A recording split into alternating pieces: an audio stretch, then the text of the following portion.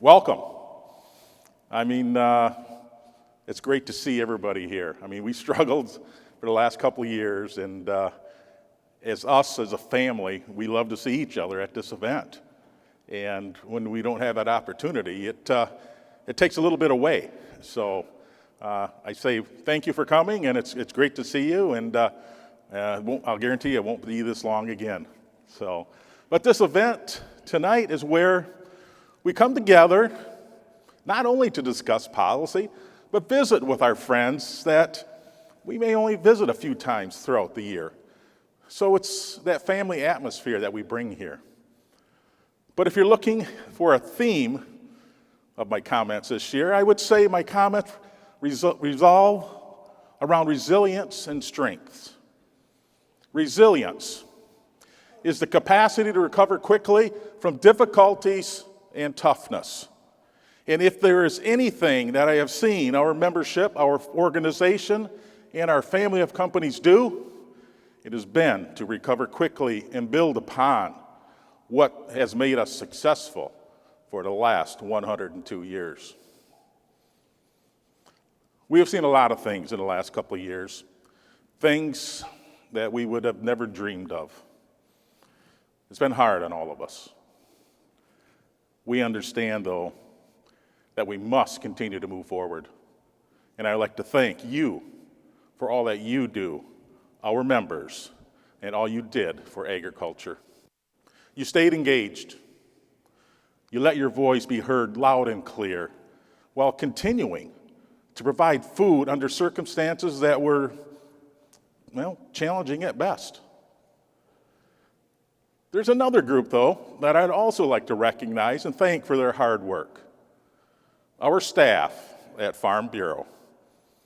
These individuals worked through it all. They worked tirelessly in challenging circumstances to make sure agriculture was being heard and serviced.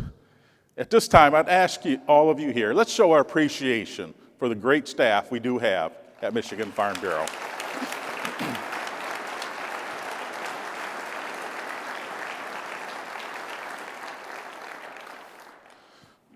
Let's take a look at how we achieved some of these accomplishments in a virtual setting over this past year. And some of these may bring back some memories that you think could have been longer than a year. We take a look at the hitching post, Farmers After Hours, the Josh Sundquist Leadership Series, where we had 700 participants and over 1,100 viewers take part in that. With the Farm Science Lab not being able to get out to schools, we pivoted to other options, like providing 4,800 farm crates to our counties to promote ag education to 5,000 teachers and students across the state, including Project Reds over last fall and spring. On the political side, MEEP, Michigan Agriculture Environmental Insurance Program. The program was due for reauthorization since the sunset was ending. We never thought it would be such a challenge to get it reauthorized with no additional changes or additional funding. Remember, you pay for the majority of the funding for the MEEP program through fees on pesticides and fertilizer. The pressure was that some felt practices should be added, but not only that they should be mandatory. Now, MEEP is a voluntary program. How do we have a voluntary program when we want to start making the practices mandatory? It was a challenge. But you rose to make sure legislators didn't change the voluntary program that has over 6,000 verified farms enrolled and more than that working to become verified. There's a few people I would like to thank that are in the audience today for their dedication to keep moving this forward. I'd like to thank Senator Daley that is with us for your dedication to making this happen, along with Director McDowell for supporting the final product. I'd also like to thank Representative Tom Albert, Chair of the House Appropriations, and Representative Julie Alexander, chair of the House Ag Committee. These individuals didn't give up. They knew what this meant to us, and they fought tirelessly to make sure we kept this the way we wanted it. We also needed your help in pushing back on attempts to regulate crop protection tools such as glyphosate and atrazine. Also, to show support for broadband expansion, keeping stepped-up bases, and opposing the capital gains tax.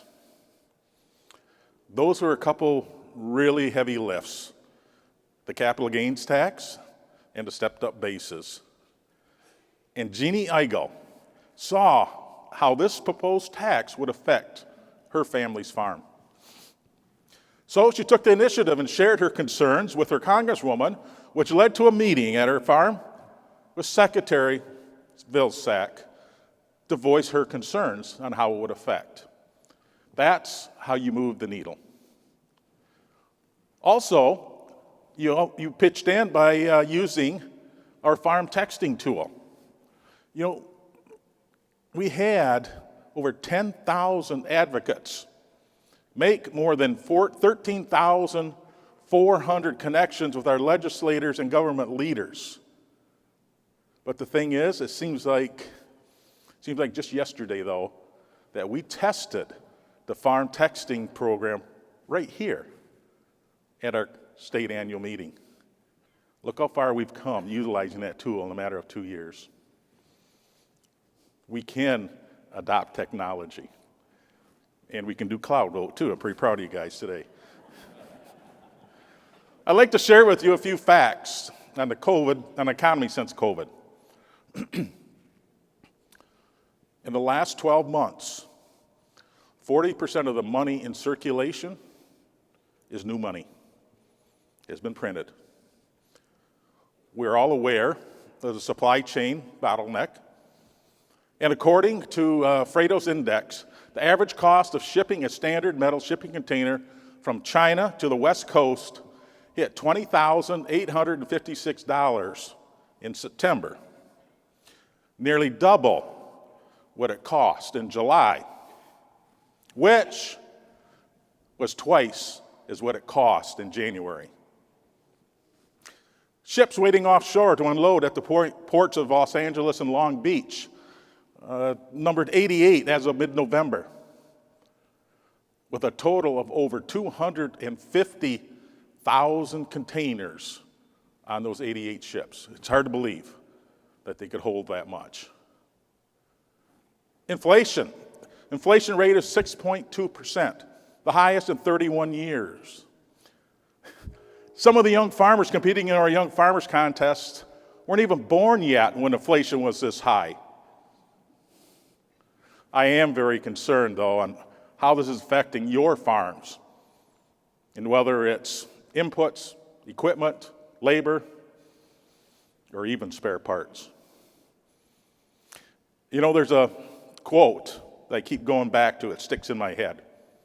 And it's from President John F. Kennedy, and many of you know what it is. The farmer is the only man in our economy who buys everything at retail, sells everything at wholesale, and pays the freight both ways. Sound familiar? But the thing is, though, change starts from the grassroots, and no one knows that better than you. We need your engagement in supporting our Friends of Ag.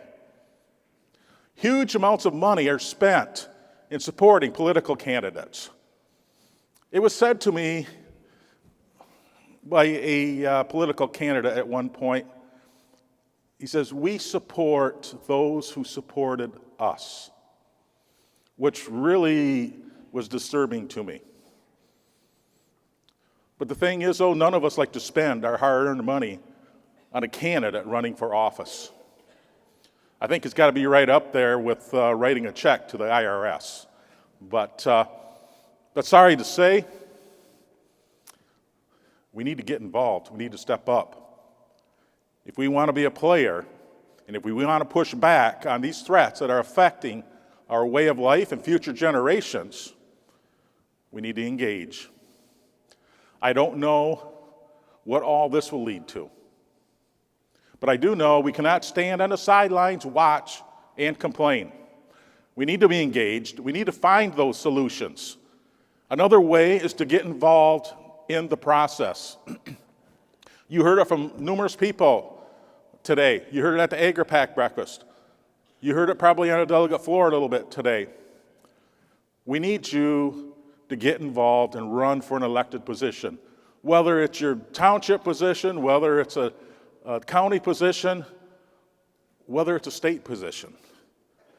Get involved, and we can help.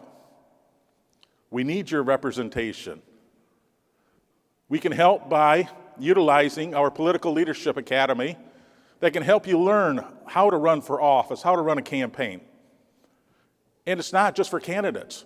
This is for individuals that may want to help someone's campaign. So check it out if you have an interest in running for office.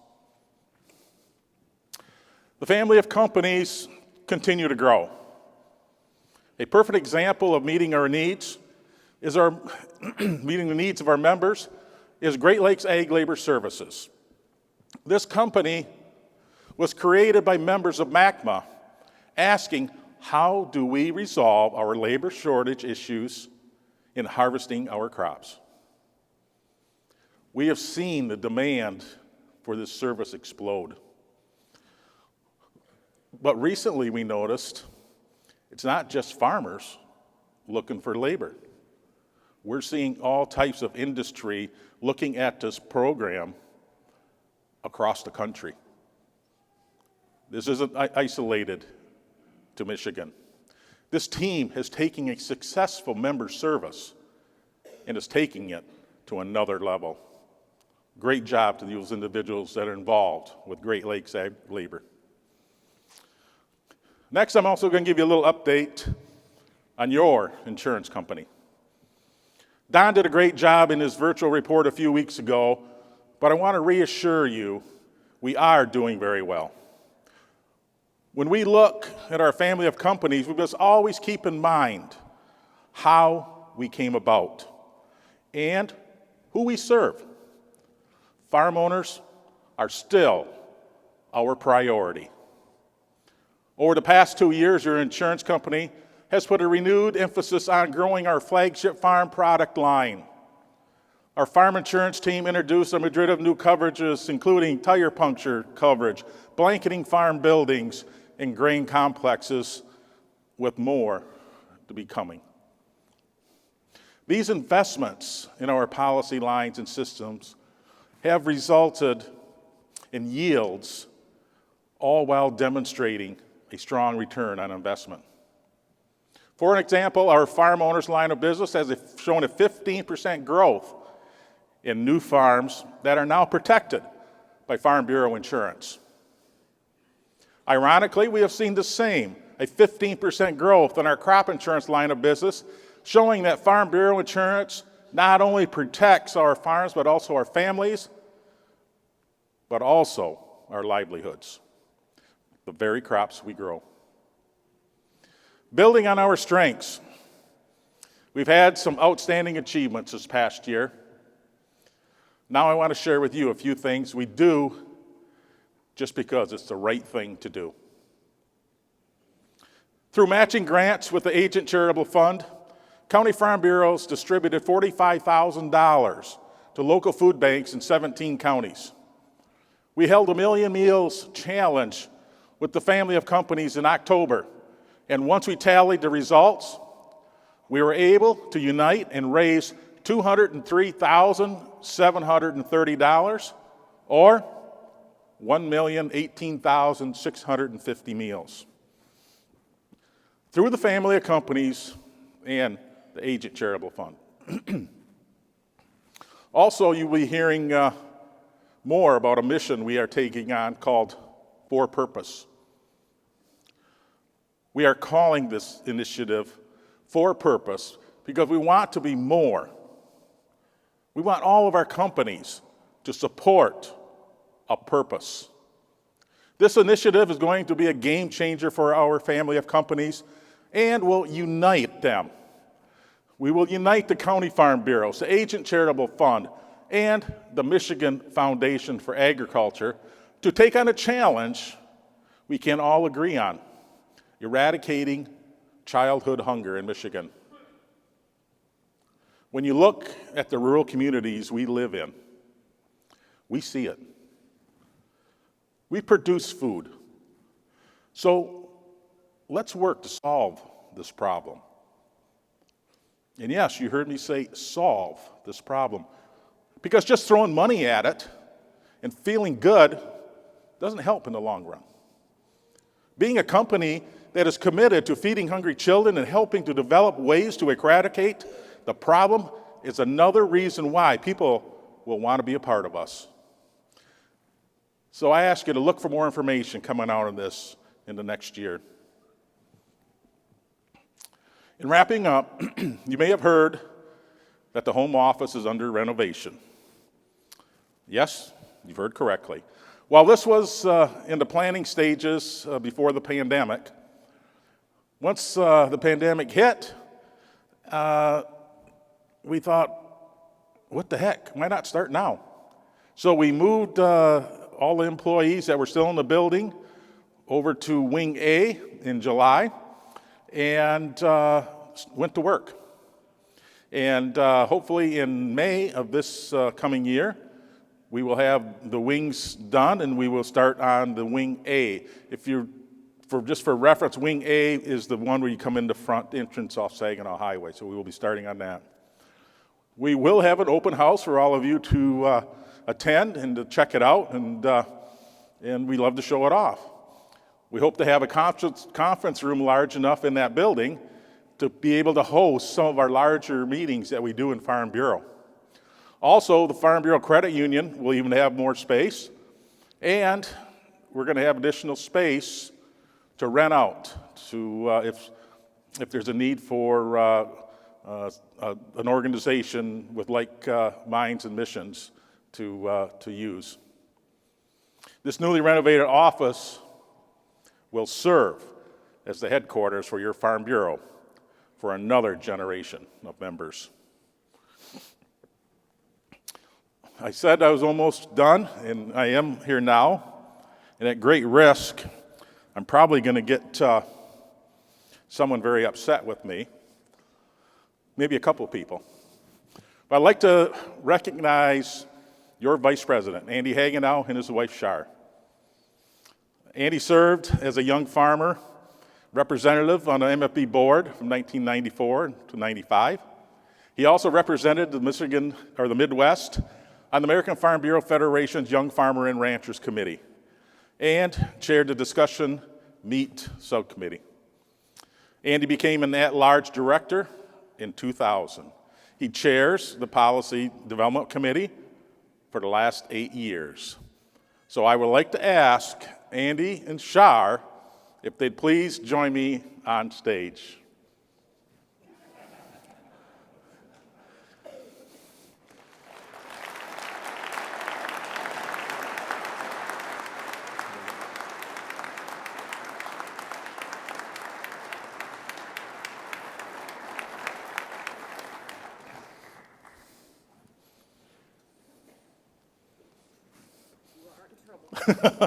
Shar, these are for you, not for Andy.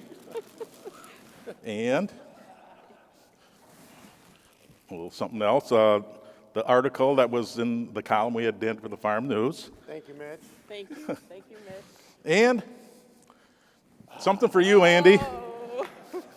Your new golf bag. Oh. There is a foursome that goes along with that. Oh, really? Yeah, some individuals from the Kent County area. One of them might be a Bigliano, and another one is there a Ben Cook or somebody?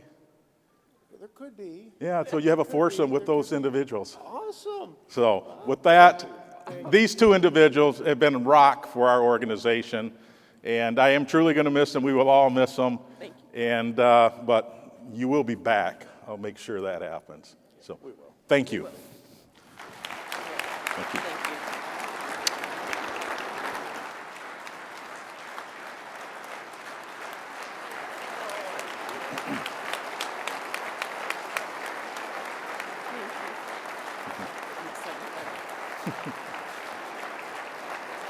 Thank you. With that, thanks again for coming to our annual meeting.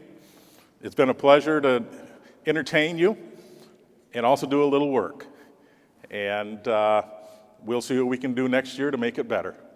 Thank you again for all your dedication and hard work and being supportive of the organization and doing things we ask you to do in reaching out to support that agricultural mission.